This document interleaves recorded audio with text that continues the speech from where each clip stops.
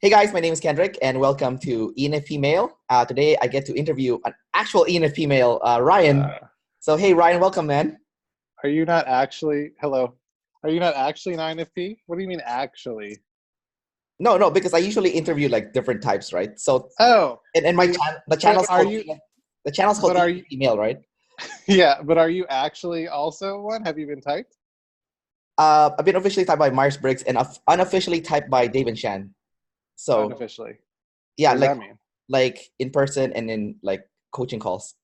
Oh, but you haven't been like officially typed. Yeah, But they have talked to you and told you you're probably that. yeah, and also the Myers-Briggs organization. They went to my college when I was going to college, Oh. and they typed me as ENFP. So like I filled out some forms. They sent it back. They give me a giant report, and they're like ENFP, and it's yeah, pretty much ENFP. All right. I'm sending my application next month actually for Ooh. official typing. So we'll see. Because Cool. they think I'm NEP, but I disagree. But we'll see. And which one do they think? They think I'm NETE. NEPE. All right. You Yeah, know, I don't know. We'll see. I think I could be. I think I'm just too NF. Anyway, continue. All right, dude. So, what kind of ENFP are you? Can you give us like the full stack, like the op stack? Oh, yeah. So I am double feminine, Ne-Fi, and then consume, play, sleep, blast. All right, and how did you feel when you got your type back? Did it make sense? Um, I was not, in a way, it was like not one of the ones that I like. I never thought I was an EP. Like it was like EP was like the one thing that I was sure I couldn't be. Like I thought I could have been an IP or like EJ or something.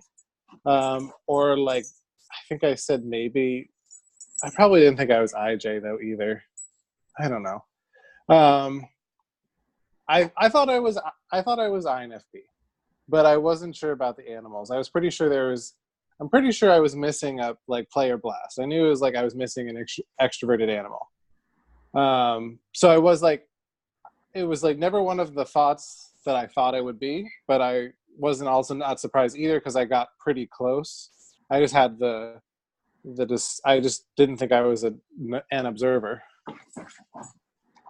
Right, but you are an introvert, so you're like Yeah. you're an introverted ENFP, so it made Yeah. sense. You got it back then. I would. Yes. Yes. So you thought you were an INFP. So why did you think you were not an observer?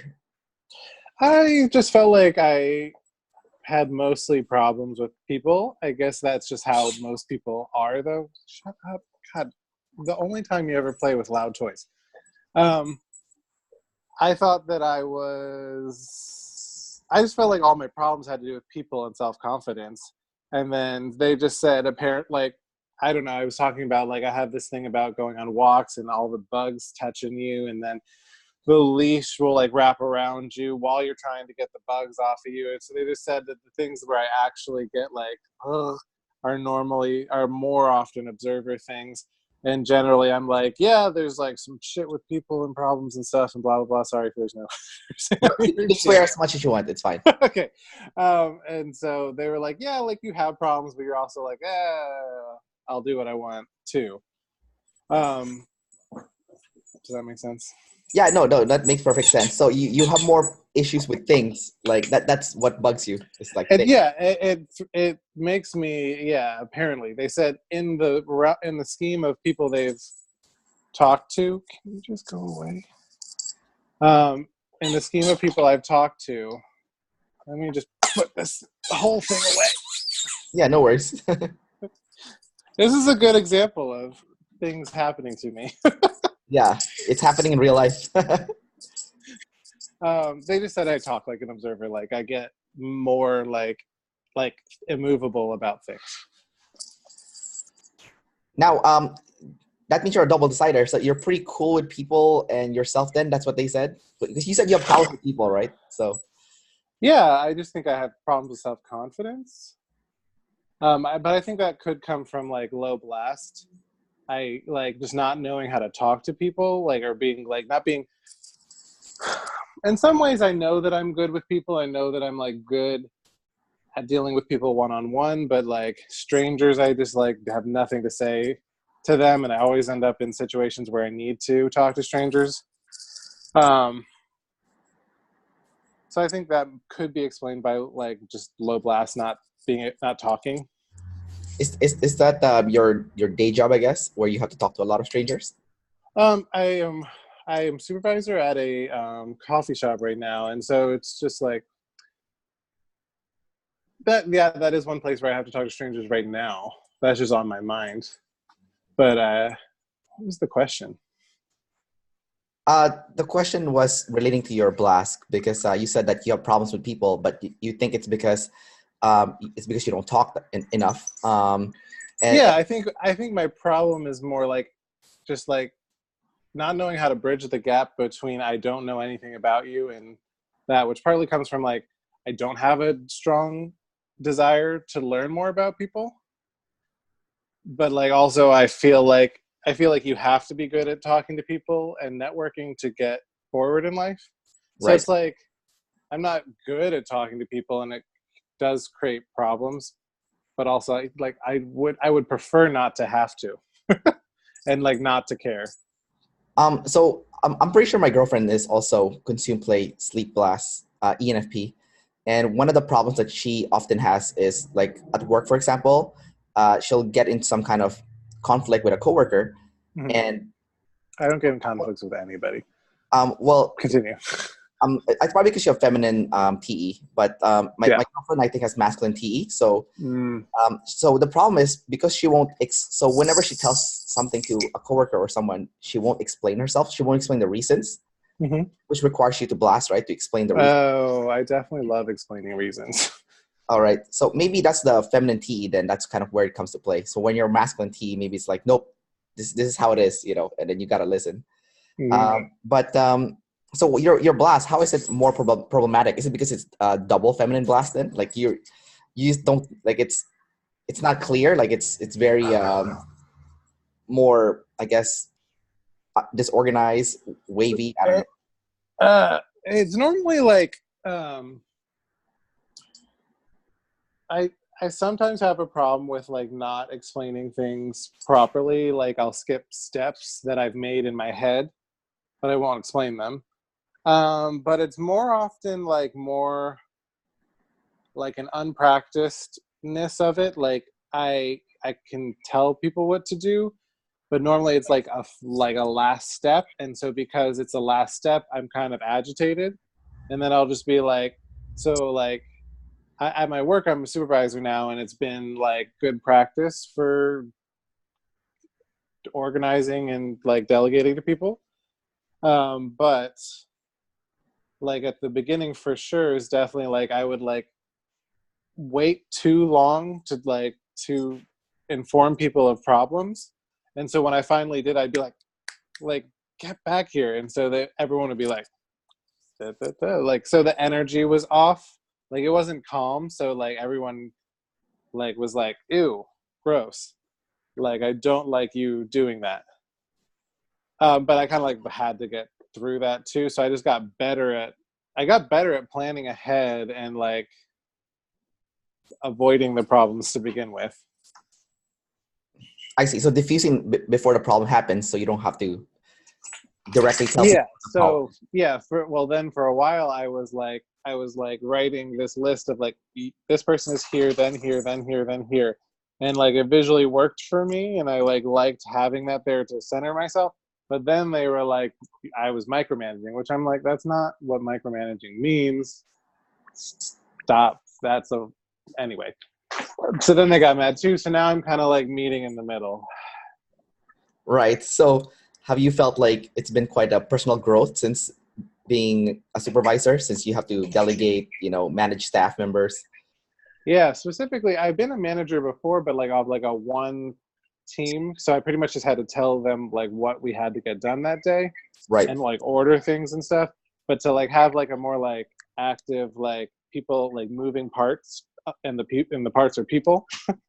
That's been like it's definitely been growth to have to delegate to people. And like for a while too, the problem was I just didn't want to delegate. I would much prefer to do everything myself and never have to tell somebody what to do. Right. No, I get that. Completely understand. I think I'm pretty feminine TE also, so I don't like to delegate. But are you managing a store, or is it multiple stores? One store. One store. I see.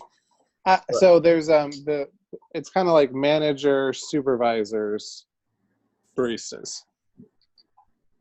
So I manage, like, I supervise the shift. So I'm not necessarily in charge of the whole, like. You're the shift supervisor. Yeah. Yeah, in Starbucks, you said, right? No. It's a local coffee shop. Oh, I see. And then you said that you tend to skip steps. So is it because you have masculine NE? Like, you're very clear with your patterns and whatnot, and you're pretty like confident with it, but maybe you don't have the patience to explain it to people. This kind of relates to what you're talking about, like with and I think it'll help explain it more. It's also just like I make the jump and then I forget it. Like, I think this also comes from being feminine sensory more too. Like, not only is it the last one, but it's also feminine. So like, I was talking to a friend and we were kind of arguing about something, but it wasn't even that big of a deal. But then like later I was trying to explain, like 10 minutes later from like what we had just said, I was trying to come back and be like, wait, you said this. And then she's like, well, actually I said this, then you said this, then I said this, then you said this. And then I was like, and then my other friend, I was explaining the story and she's like, well, yeah, your memory isn't like that. You more remember feelings and stuff. And I was like, how did you know that? That's exactly what I was about to say. When I like came back, I was like, well, I just remember that you were mean. And then I was mad. Right. So it's like, there's like if I'm going to write words, if I'm going to be super clear, it has to be a long paragraph, email, explain, like written, but to actually like words spoken. No. Is it because you do have sleep activated and you do have masculine FI? So like when you said that, you remember the feeling, so that's like masculine FI, right? Like you almost don't forget how you felt about something. You might forget the details about it, but you. Well, I think I would be tester, right? Or visual. Right. Like tester visual. I think it's also just like when I need to remember something, like I will picture where I was when I was thinking about it. Right. And like most memories have like an image, and it's easier for me to remember the image. So I think it's just like feelings and images is my memory more. Like I'll remember lines if they like to TV shows. Right. But those like I don't. But like memories, like yeah. Yeah. That's a whole other thing. Can you talk about like what's it like for you to be a tester? Because that's the one thing that confuses me a lot. Because I'm audio kinesthetic, so that's for me that's kind of confusing. Like what is it like to be a tester? Like what is tester to begin with?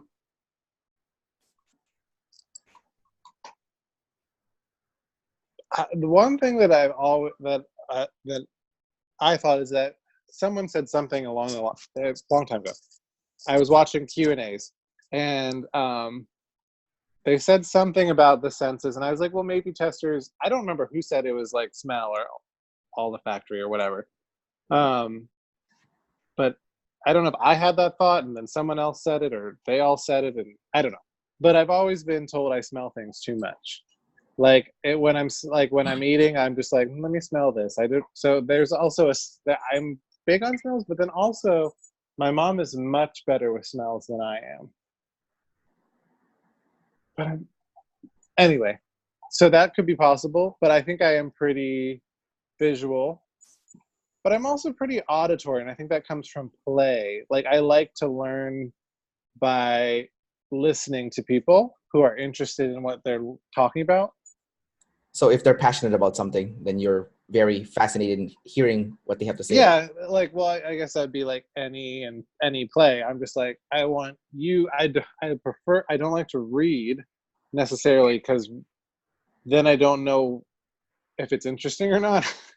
Right. I prefer like I like listen to this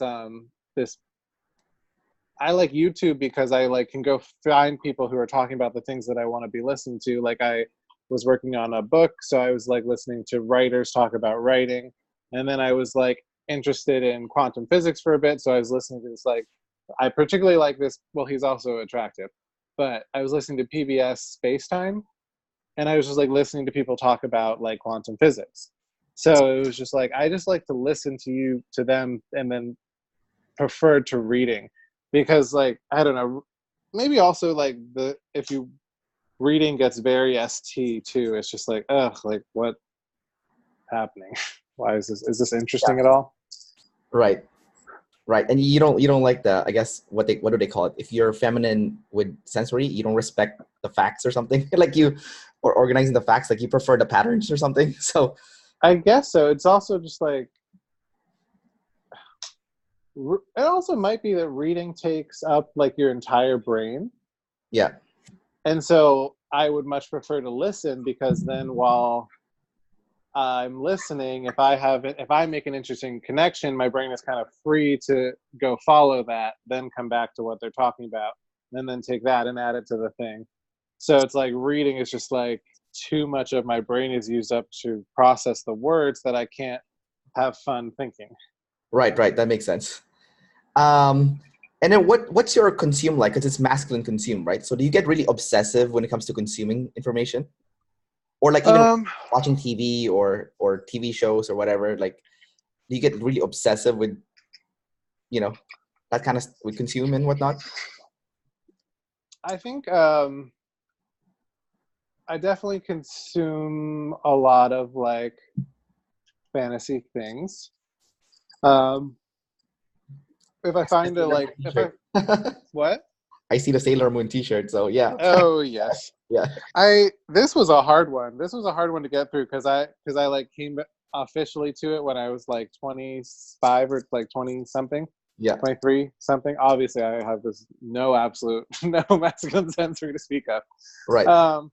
But that was actually hard because I was like, I bought a box set and I was like, there's just so much filler in Sailor Moon, like to get through it all. Oh my God. But it's like funny, but like there's so much like repetitive, like animation and it's so fillery that I'm just like, I wish they had just cut it into like new part, new part, new part, new part, new part. So I could just watch all the funny jokes and like the cute character interaction. But I did get through it all. And half of the time it was in Japanese. I think like when I have a new artist, I like want to listen to that entire album like again and again and again until I know all the words, and then I'll decide if I like it essentially, or I'll like if I like it, that's how I listen to it. I listen to it all. Like I don't like going to concerts if I don't know all the words ahead of time, because then I'm just like sitting there and I'm like, I don't want to. I don't want. Interestingly, I don't want new at a concert. I want to be able to sing along with artists. Is the consume masculine and obsessive? It depends on what you mean by obsessive. I don't quite know how to answer it.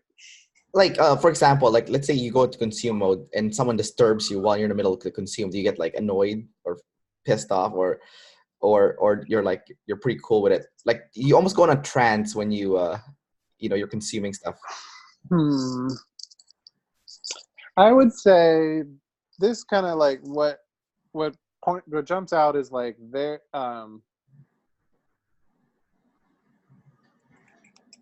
Dave and Shannon are like, it's more like you consume, then you play, then you sleep, then you blast. Right. So it's like not like my consume like is like annoyed that it's being interrupted because I'm consuming all the time. It's like, I mean, it's just something I prioritize. So like, there's like this meme or this Twitter thing that's like just because I like don't have any plans doesn't mean I don't have plans with myself. I definitely am like get annoyed like if my mom wants to do a bunch of errands because I'm like I plan today to watch things, like that's like And now that's like you're interrupting. But it's not like if she's interrupting in the moment.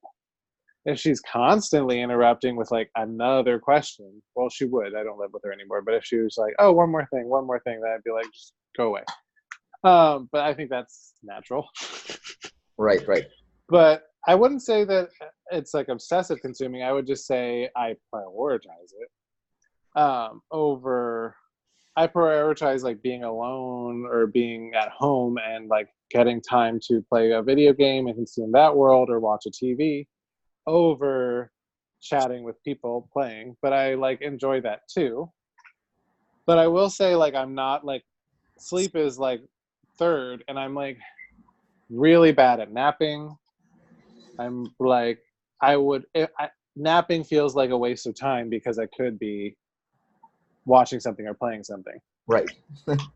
And I also like having like a game that I can play while I'm watching something, which you can't do if you're watching something with subtitles. But like I don't mind having like I don't want it to be too involved, like that it like detracts from that, but So you could be. I don't know if this answers your question at all. And playing at the same time.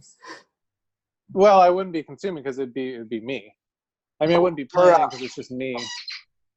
That's not play. A video game is consume. You would say playing video games is consume? Yeah, because you're alone and you're like, well, my video games at least are consumed because I more play ones about world. What kind of games are you playing?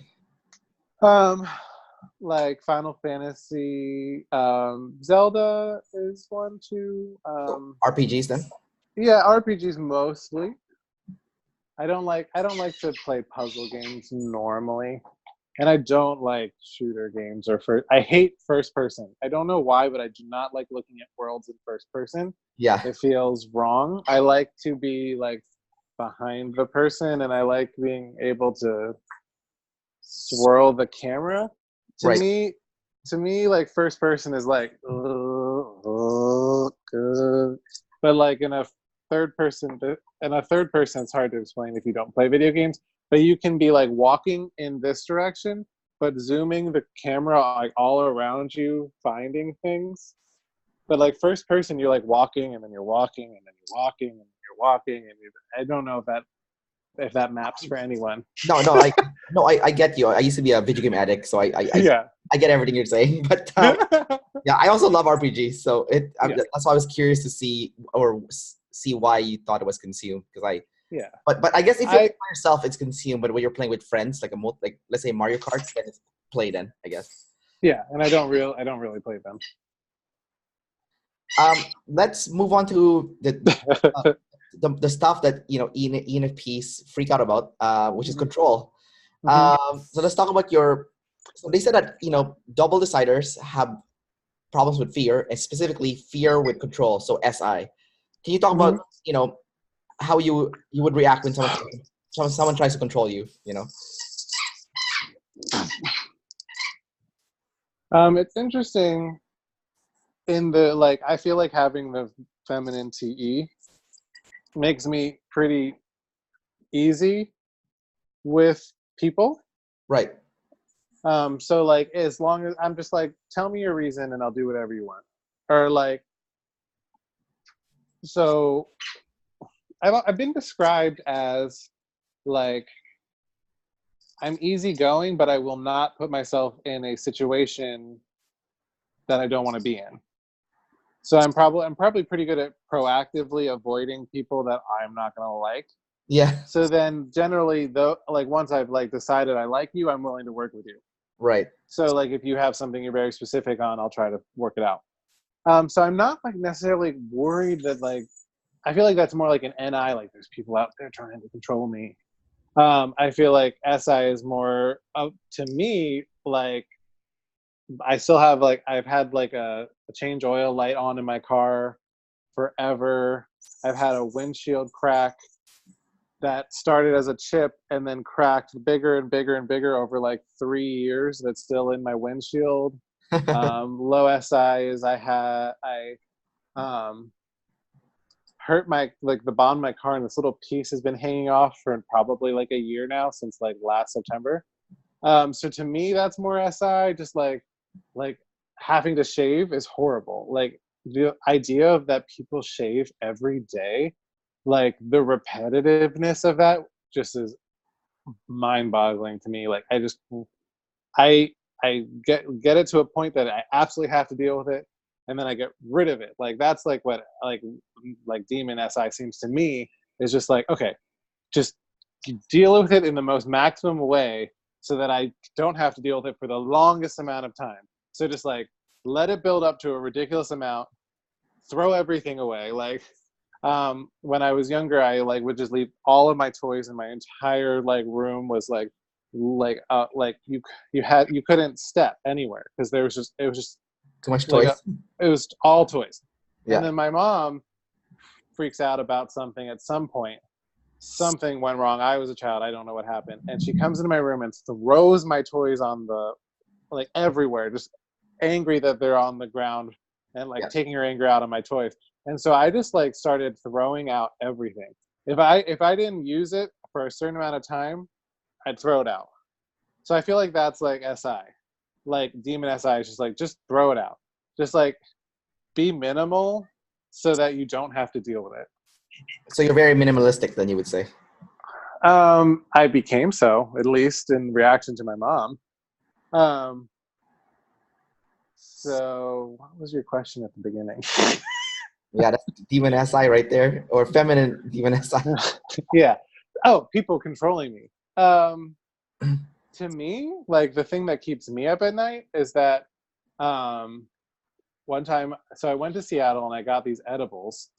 And I was like, why not? Like, I don't want to smoke because I'm a singer, but like, let me try these edibles. And then I took too many.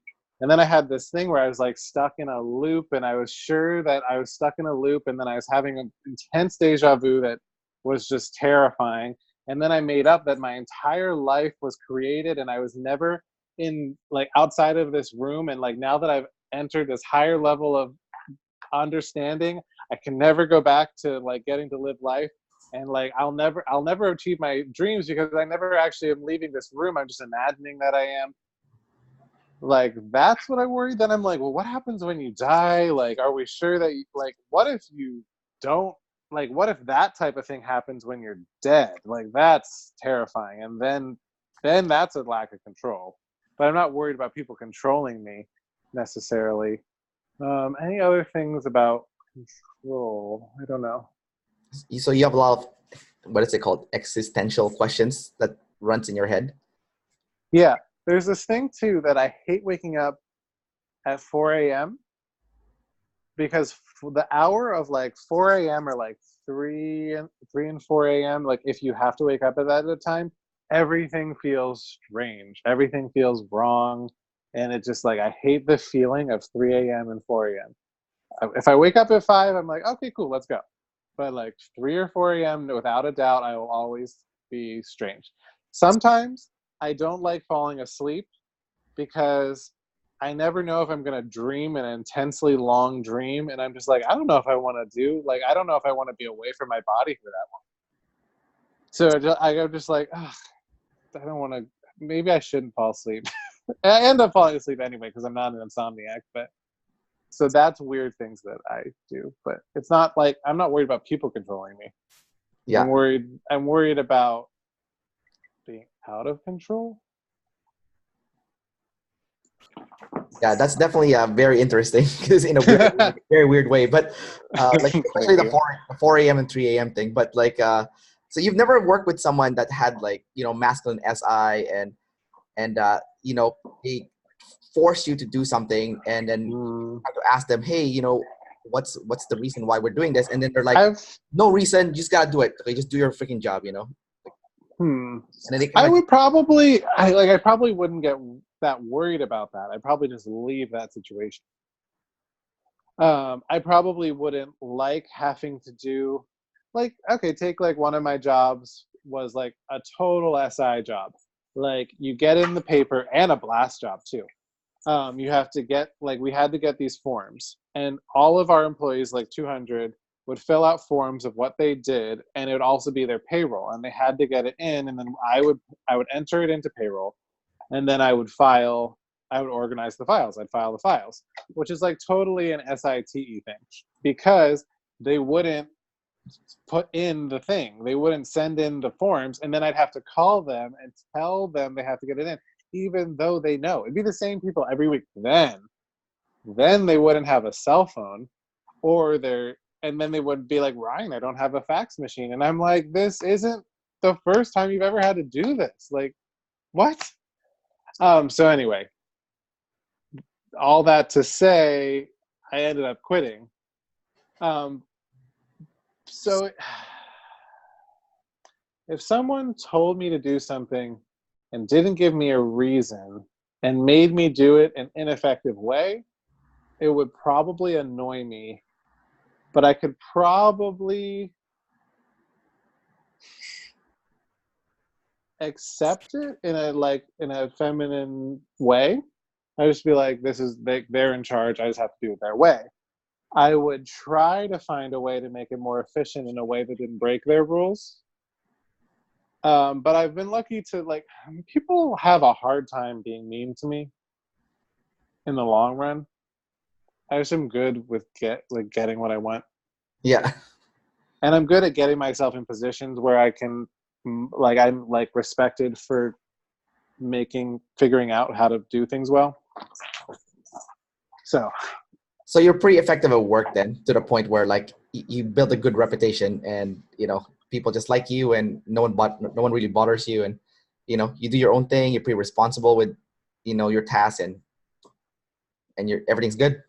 Yes. I didn't say any of that, but yes, you're right. Yeah. I mean, that's my interpretation of what you said. Good. What about your NE? Let's talk about your NE. Okay. So a lot of what ENFPs are supposed to be dreamers, right? So do you ever think of long-term plans of what you're gonna do? Oh God, no. Sorry? No? I said, oh God, no. No?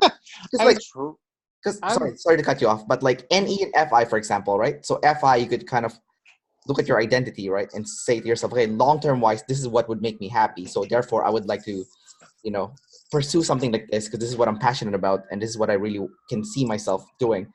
Use future projection, right? So have you ever done anything like that? Or you don't really, you're too chill for that kind of stuff?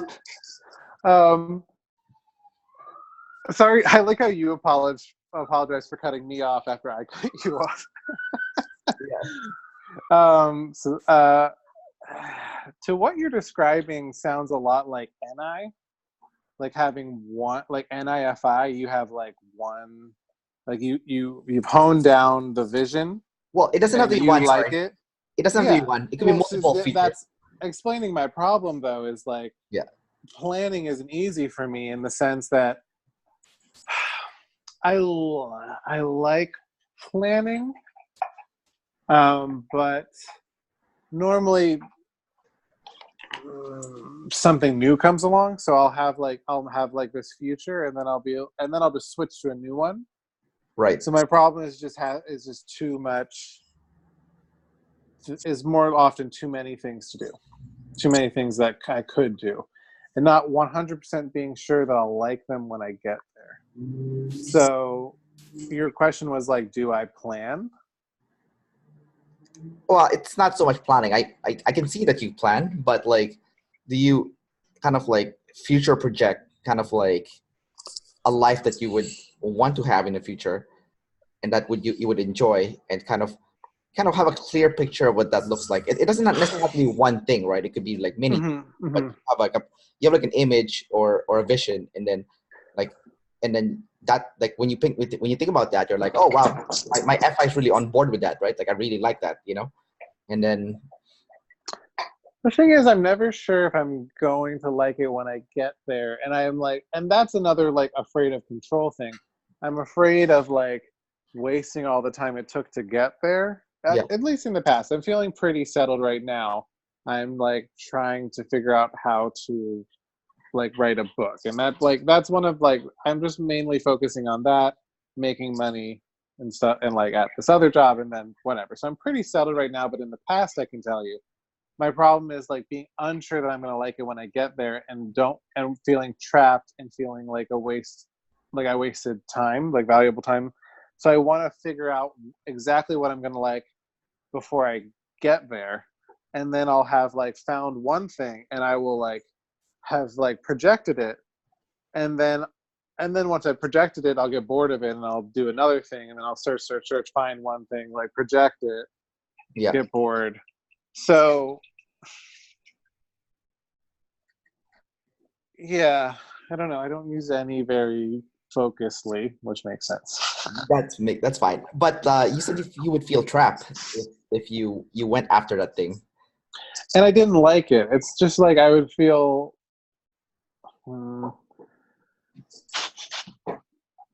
If you took all this time and you wasted, like, I mean, I guess I would. Thinking about it now, I would probably. It's a worry that I would have spent all this time getting to a place I don't like, and then feeling like I have to be there and I don't have any options, and I've wasted too much time getting here, so I should stick with it. And like, it's a worry about not liking it, but not knowing if I will like it ahead of time, and like just like hoping you'll like it. I don't know. I don't know if this is explaining anything well. Is the problem transitioning then? So let's say you get to that end goal, right? And you get there, you're like, I don't like it. Would it be so difficult for you to transition to something else? Because if by the time you probably get wouldn't. It Wouldn't. I'd probably just give it up and move on to something else. Yeah. But the thought now is like, don't waste the time. I end up wasting time trying not to waste time. Right. That's what I was thinking about that actually. Yeah. Like, aren't you wasting time anyways? So yes. So yes, that is definitely the fatal flaw of my life: wasting time to not waste time. yes. So yes, 100%. I get that. Yeah, it's a paradox or something. Yeah, I'm definitely trying to figure out what I like. Like, I'm definitely like planning my life on the life that I will like. Even if I want, even if I like don't pick the thing I absolutely like, I want it to be comfortable. So I want to make sure I'm comfortable. Right. And that means like not being trapped or not feeling trapped. So I want to find a job now that I'll like without actually being in that job to know if I like it. So I want to figure it all out. I'm sorry. This is hard. No, it's okay. It's okay. I'm trying to understand. Yeah, trying to understand you. So, so you want more depth in your job then, or before you move on, like you really want depth in that one field first before you decide? No, I will just move on if I'm bored. What does depth mean? Shoot, I'm an ENFP, so it's also difficult because but like, okay, I'll give you an example. So I work in the fitness industry, and I think 2 years in the fitness industry, I was already like bored to death, right? I was like, time to move because, I'm already sick of, training people one-on-one, dealing with the same BS all the time, same exact problems that people have when it comes to their fitness life, whether that be weight loss. Usually it's weight loss, it's their fault because they're eating too much crap. But like, so I wanted to give up, but like, for some reason I end up getting just stuck with it, with fitness. Like I just ended up just getting stuck with it. And I could say drilling down, like getting more depth with it. So at first I was just your generic trainer, right? I was training people to help them lose weight or build some muscle. And then I started specializing because I end up in that field because like, I was like, I don't really want to change jobs. I'm already like pretty good at this. Wow. Your camera just died, but, I know. And then I felt like, okay, you know what? Let's just stick it out because, the money's decent and, I'm pretty comfortable with it already. I'm still working on my side hustle on the side because I'm a travel blogger. So on the side, I have a travel blog. So that's kind of like my side gig that I do that I really enjoy. So to keep my side gig afloat, I have a day job, just to make ends meet. But it's already been 6 years now, and I'm still in the fitness industry. And like I'm doing so many different stuff now. I teach group fitness. I teach spin. I teach a lot of senior classes, not just senior classes. Now I've specialized in osteoporosis, right? Like OsteoFit. And now most recently I'm working on getting my certification in teaching individuals with Parkinson's disease, right? So like the more I started getting deeper into fitness, the more I realized that like that first 2 years that I was in fitness, I actually knew nothing. Like I knew absolutely nothing, you know. So I'm still feeling that boredom, but once in a while, like a spark will keep me alive. Like for example, like yesterday I was doing a personal training consultation with this lady, and she was 75 years old, and you know she was pretty dark too, because when she was filling out the forms, one of the things that she wrote in the form was like, if I ever get a heart attack, don't resuscitate me, you know. Like I want to go, you know. And I was like, oh my god, that's pretty freaking dark, right? But like but anyways, after we did the consultation, she I guess she really liked me, and she's like, oh, can I give you a hug, please? You know, I was like, and I felt really touched, right? Wow. And so I was like, okay, you know what? It's one of these things, like at these moment that like I realized, like, okay, you know what? I'm doing a good deed here. You know, I'm making people's life better. Even though I'm bored like 90% of the time, there's that random like 10% of like, you know, feel good moment where like someone will go up to me and really thank me for, you know, just making a difference in their life. And you know, kind of just makes me think about life in general, where like most of life is boring, you know, like like you know, and you get like those few moments of sparks where you know, you get that deep feeling of happiness from whatever that stuff that you're working on. But the biggest thing that I realized was that you can't get to that level where you get even a little bit of that deep level of happiness if you never took the time to stick it out in that one area where you've been feeling bored, essentially. So so when I say depth, that's kind of like what I mean. Like, yeah, it's a lot of boring repetition that you're kind of doing for like a long period of time, but you get to a point where like, yeah, you know what, it's boring most of the time, but because you've also developed your skill set in that one area, you get to the point where you're actually making a big difference in, you know, other people, and you're not being effective, and it feels good, you know, knowing that, you know, you're competent at something and you're also helping other people at the same time. So I don't know if that explains like the question you had about. My phone is dying. Oh yeah, no worries. So you'll have to deal with this. So, oh god, you can't even see me. It's okay, man. So so yeah, what I'm hearing and what you're saying is like, it's just like, it's like, I had this thought a while ago that like the biggest, like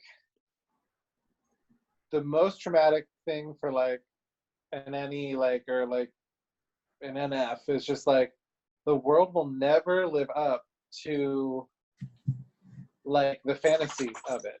right. Like the reality of something will never like live up to. Like no matter what you do, there's gonna be like that boring, repetitive part, because the world is really not like that overly that interesting. Right. Like there's so many more like interesting things like that we're interested in, and like or like a show or whatever takes like the most interesting 8 hours or whatever of a like of this person's life, and then like makes that into a show, and you want that to be your life, but like it's a lot of like making a meal, doing errands, coming home, talking to people. So on that's one thing I heard, and then also I heard like one thing I took on since being typed was just like being okay building and just like figuring out like what I want to build. And so I've just been getting more okay with like the boring building aspect of things. Right. You know, talking to you, like the biggest vibe I'm getting is that like double feminine ENFPs make really good managers. Like, why? What? Yeah, I don't know why. It's just like a weird vibe that I'm getting. Like, it's not weird or anything, but it's what I mean is like it's the vibe I'm getting from like double feminine ENFPs. Is that you guys make good managers. Like you're flexible. You know, like you have a problem. Okay, yeah, let's solve it. Oh yeah, there's another problem. Oh yeah, that's fine. Let's go solve it. No need to freak out. Let's just solve it. You know, it's like Yes. I feel like that's my life. It's just like, okay, everyone relax. yeah, chill. You know, we'll get through this. You know, we've done this before. It's no big deal. Yeah, let's just do it. You know, and then suddenly, you know, you get like for you, for example, you get a lot of sensory tidal waves. Like your phone right now is dying, and like your camera wasn't working earlier. You know, bugs are touching your skin. You know, it's like a bunch of really random stuff. Like people don't even like worry about, right? But like go just kind of rewinding a little bit to what we were talking about earlier about like reality is never gonna catch up to that imaginations or that vision that you had in your head of like Yeah. the excitement that you could potentially experience. Yeah, I feel like I'm always creating stories too in my head about like how it could happen, and like, or I'm like coming up with dramatic things that might happen, um, and I'm, you know, it's just like nothing's ever really going to be that like that interesting, and so it's just kind of like traumatizing to be like, no, this is it, this is most of it, and then like you're gonna hate the dramatic parts even though like that's what you think you want because you want something interesting to happen, and then when it does you're like, this is horrible, why was I waiting for this?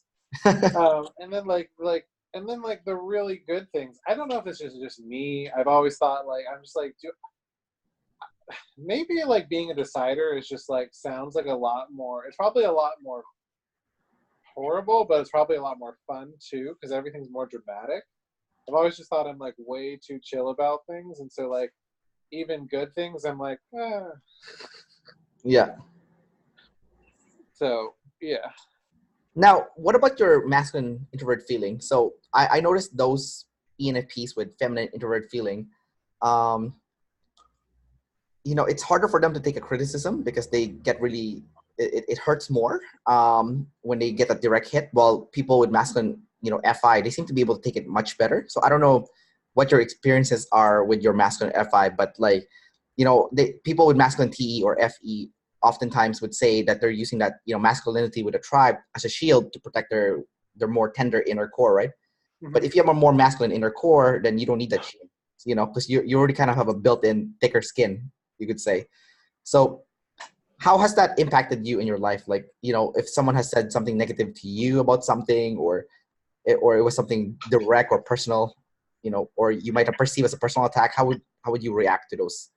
Do you hold in anger? Do you have a lot of anger as a result of that masculine FI, or you're pretty chill usually? I don't get angry, I don't think. I would say that I don't necessarily mind someone saying that something's wrong, because normally I'm probably making myself wrong. So in a way, I'm like, oh, good, tell me what's wrong so I can fix it. Like, it's hard, like when you're trying really hard and then someone tells you like it's not good enough, because you're like, I was working so hard to make everything that you wanted happen, like, and then they're just like, I didn't really care, like it's like not good enough for some reason, like that criticism is hard, but like most of the time I'm just like, what am I doing wrong? I know I'm doing something wrong, like just tell me what I'm doing wrong so then I can put in what I should be doing. I'm not saying I take criticism well, and I probably don't take like criticism to who I am well, but like I can always take criticism on what I'm doing normally, as long as it makes sense. Okay, that makes sense. So personal attacks, you won't take it well, obviously. No, but I mean, I'm not going to be happy that people are criticizing me. I definitely am trying to avoid being criticized. So it's like hard when I've been avoiding being criticized and then I'm criticized, because I'm like, I'm working so hard right to do what everybody wants me to do. Right, fair enough. All right, Ryan, do you have any we're gonna wrap up the interview pretty soon. Do you have any like final message that you want to send out to the world about how to deal with? Oh my gosh, I have this message I have preloaded ready to spout off. Yeah. No, I don't. Fair enough. All right, dude. Thanks again for doing the interview. And I'll just say goodbye to everyone and say goodbye to you. And thanks again, man. Okay, no problem.